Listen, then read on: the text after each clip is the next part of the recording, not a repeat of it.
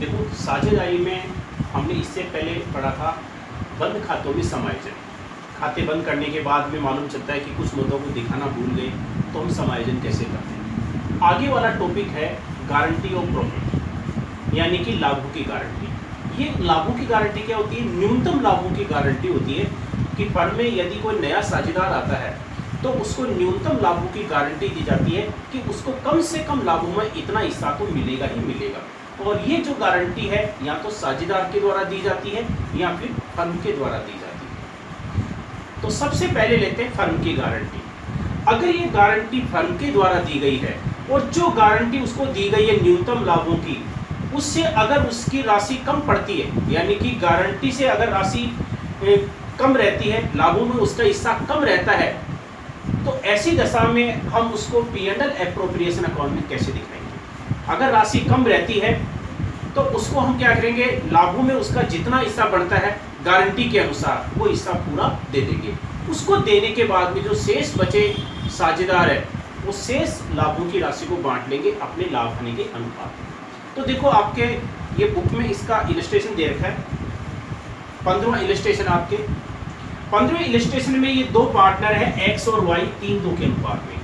तीसरा पार्टनर है वो Z आ रहा है 1/5 हिस्से के। अच्छा, Z को क्या है, गारंटी दी गई है 50,000 रुपए की न्यूनतम लाभों की। ठीक है, तो सबसे पहले लेते हैं अगर ये गारंटी फर्म के द्वारा दी गई हो।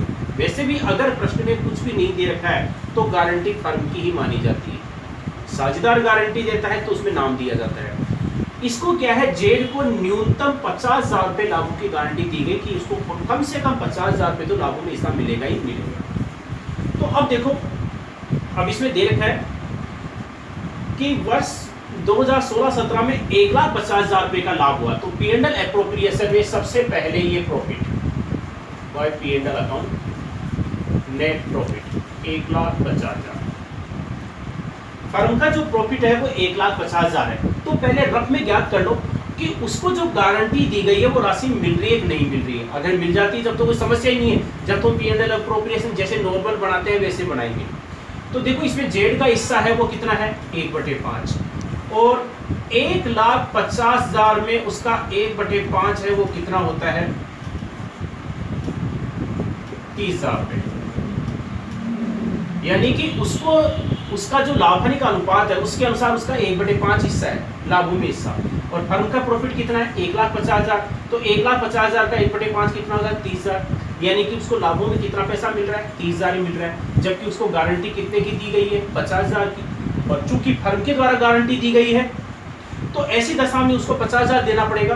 तो आप कैसे करोगे, हम क्या करेंगे, इसको 50,000 रुपए जो देना है, 1,50,000 में से पहले 50,000 रुपए निकाल करके अलग रख दो, क्योंकि इसको 50,000 देना है। शेष राशि वो कितनी बची, 1,00,000 रुपए, क्योंकि इसको तो जो जेड है उसको तो 50,000 देने हैं। अब शेष बचे साझेदार कौन है, एक्स और वाई। ये 1,00,000 रुपए को ये किस अनुपात में बांट लेंगे, 3:2 के अनुपात में। तो सबसे पहले एक्स का हिस्सा 2x कैपिटल अकाउंट, किसमें, 1,00,000 में, क्योंकि 50,000 तो उसको देना है गारंटी के अनुसार। तो 50,000 हमने पहले कम करके रख दिए। तो कितना, 3/5, 3/5 कितने का, 1,00,000 का।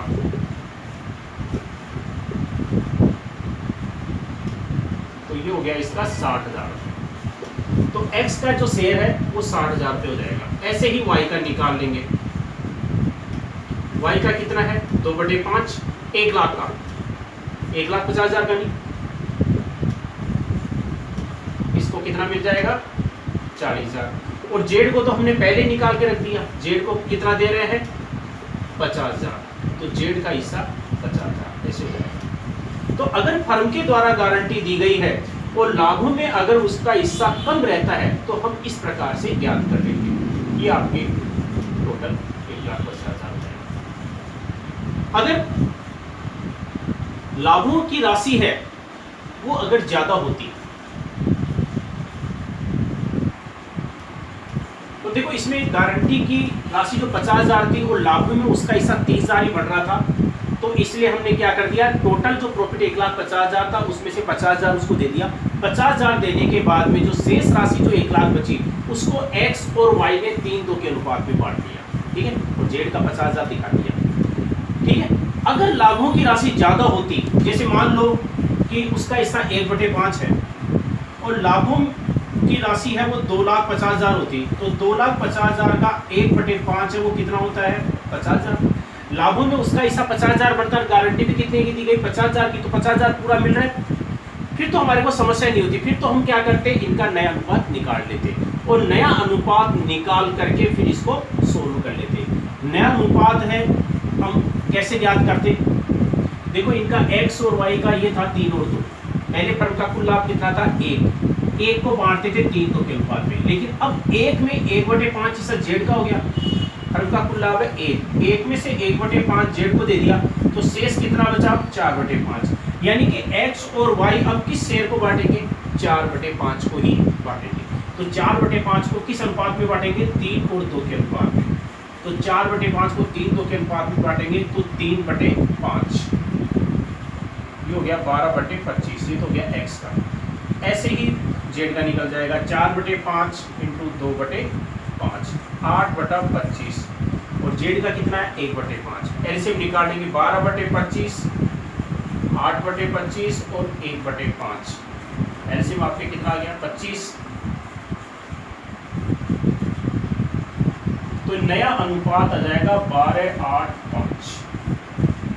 अगर लाभों की राशि ज्यादा होती तो हमारे को नया अनुपात निकालना पड़ता, नया अनुपात निकाल करके फिर जो लाभों की राशि कितनी, जैसे 2,50,000 तो 2,50,000 को हम इस अनुपात में बांट देंगे। तो ये है आपके पहला तरीका कि अगर गारंटी फर्म के द्वारा दी जाती है नए साझेदार को और गारंटी की राशि कम रहती है, तो कुल लाभों में से पहले उसका शेयर निकाल करके अलग निकाल देंगे और शेष लाभों की राशि जो बचेगी उसको शेष बचे साझेदार अपने पुराने अनुपात में बांट देंगे। लेकिन अगर लाभों की राशि ज़्यादा है तो फिर हमारे को नया अनुपात निकालना पड़ेगा और न्यू रेशियो निकाल करके इस तरीके से फिर जितना लाभ है, जैसे लाभ 2,50,000 है तो इधर 2,50,000 दिखाएंगे और 2,50,000 को बांटेंगे नए अनुपात। तो ये मैंने पहला तरीका बता दिया है कि अगर गारंटी फर्म के द्वारा दी जाती है। कल मैं बताऊंगा यदि गारंटी साझेदार के द्वारा दी जाती है तो हम उसको किस प्रकार से सोल्व करेंगे।